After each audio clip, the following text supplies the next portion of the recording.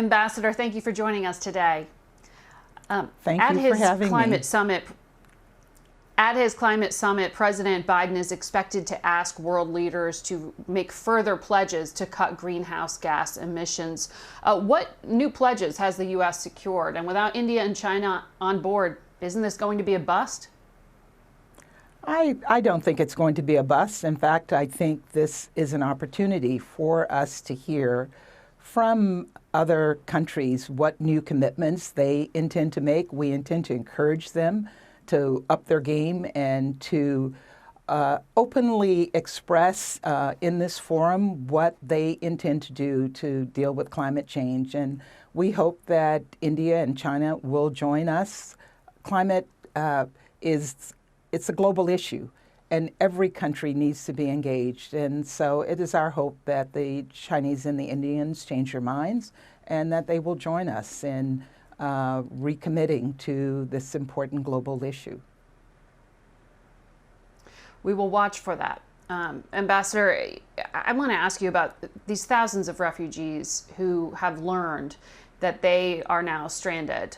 They thought they were coming to the United States, but they're in limbo because President Biden signed this cap on refugee admissions at this historically low number of 15,000.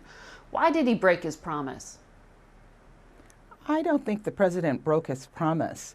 We're looking at this is a first step, and we're looking at the infrastructure that we have in place to support bringing refugees into the United States. That infrastructure was basically destroyed over the past 4 years. And so this is just a first installment, and I know that the president intends to revisit those numbers over the course of the next few months. Well, just 2 months ago, the president said he'd up it to 62,000, and then yesterday he signed paperwork capping it at 15,000, and the White House cited unspecified burdens on the Office of Refugee Resettlement. Is that a way of saying that the migrant crisis at the U.S. border is stopping the U.S. from accepting refugees from all over the world? I don't think that's the case.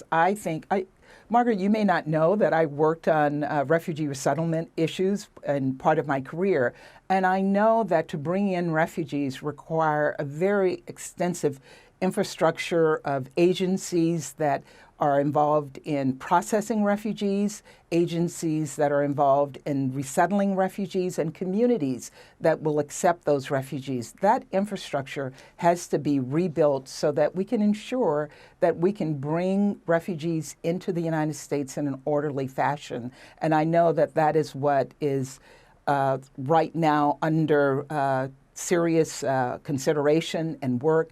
And I expect that our numbers will increase. The president is committed to refugees. He made that clear during the campaign, and he's made it clear over the past week. And those numbers will increase.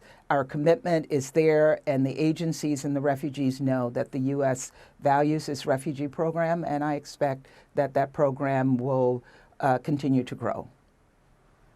So you do expect that goal of 62,500 to be met. The president made that once he was in office, that pledge.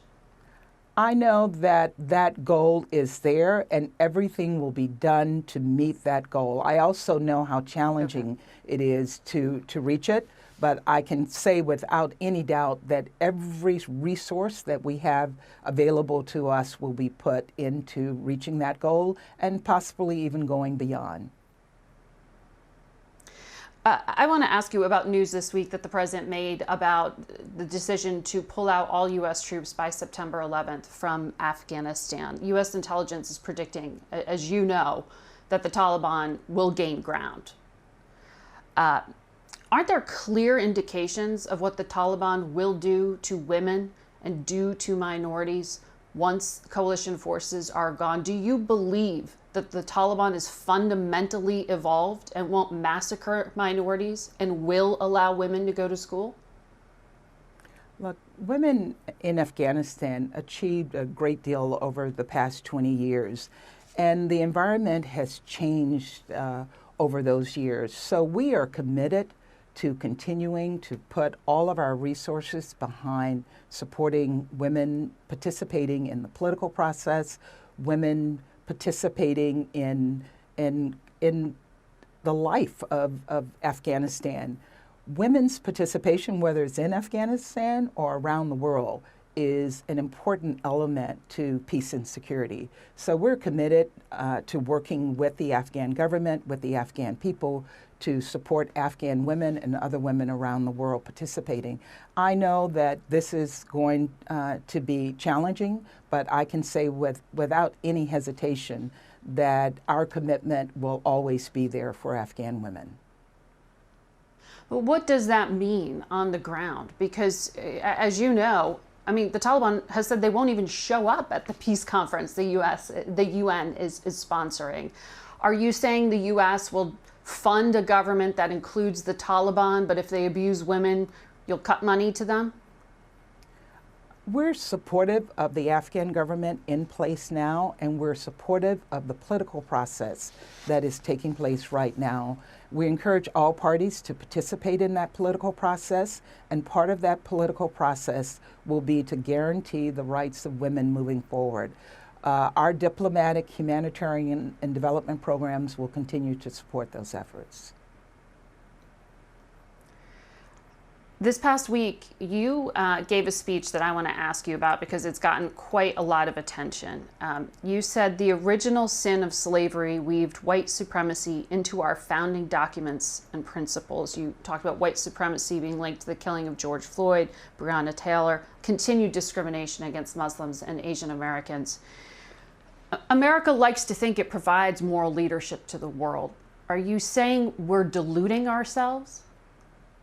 No, I think we're being tremendous leaders. Our country is not perfect, but we continue to perfect it. Those imperfections are part of our history, and we have to talk about them. It's our strength that we can talk about our imperfections to the world and call out other nations for those same imperfections. So it's not a criticism, it's an acknowledgement of our history.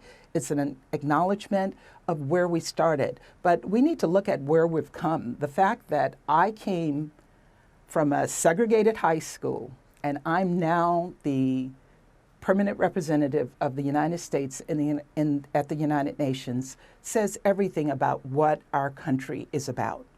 And I look forward to continuing to engage with other countries to use our example to show those other countries what they might achieve. But we still have a lot of work to do, and we have to acknowledge that, but we also have to work to continue to improve our country. And I think I sit in a position where we can have impact, and I look forward to continuing to use my voice as a voice for change, but also a voice that shares U.S. values across the globe. But it is precisely because of the role you have as a cabinet member that it drew so much criticism. I mean, the Wall Street Journal editorial board called you the ambassador of Blame America First, saying it sounded like you were reciting Chinese propaganda about America, and that you believe your job is to bring critical race theory to the world with a focus on criticizing your own country. To be clear, were you comparing bigotry in America to mass atrocities carried out against minorities around the world? I was acknowledging what is a fact in the United States. Racism does exist in this country. And I think it was a powerful message. Imagine any other country doing that. Our country, the uniqueness of our country is that we can self-criticize and we can move forward. And our values are clear. And the purpose of that speech was to lay out our values, but also acknowledge our imperfections and acknowledge that we are moving forward. I don't think you will see a Chinese Uyghur getting on the national stage acknowledging China's issues with human rights. I'm not comparing our situation, I'm acknowledging that we've come a long way. And I'm very proud of what we have been able to achieve, but I'm realistic about what we have to do moving forward. And I think if we are going to be a voice around the globe for raising issues of human rights, we cannot whitewash our own issues in our own country. Ambassador, I really want to ask you about Tigre. You said this week to the UN Security Council, do African lives not matter as much as those experiencing conflict in other countries? You were challenging them because of the systemic rape, the gang rapes that are being carried out against young girls in Tigre, in this conflict area in Ethiopia and Eritrea.